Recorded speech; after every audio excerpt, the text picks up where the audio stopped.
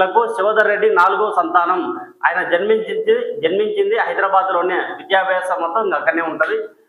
మొత్తంగా శివధర్ మన తెలంగాణ రాష్ట్ర నూతన డీజీపీగా శివధర్ రెడ్డి గారు బాధ్యతలు చేపట్టబోతున్నారు. నియామక పత్రాన్ని కూడా ముఖ్యమంత్రి రేవంత్ రెడ్డి గారి చేతుల మీదుగా స్వీకరించారు.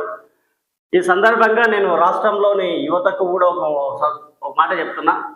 వివిధ పార్టీల్లో ఫేక్ న్యూస్, ఫేక్ పోస్టులు వివిధ సోషల్ మీడియాలో పోస్టులు చేసే వారికి కూడా ఒక సూచన చేస్తున్నాను.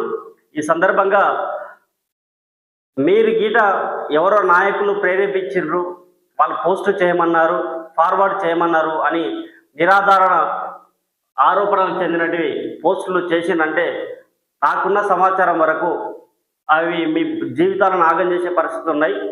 జాగ్రత్త. ఎవరైనా సరే తప్పుంటే తప్పును చూపెట్టండి, అధికారులకు ఫిర్యాదు చేయండి. కానీ ఎవడో కల్పించిన పోస్టులను మీరు ఫార్వర్డ్ చేసినంటే మీరే బలే అవకాశం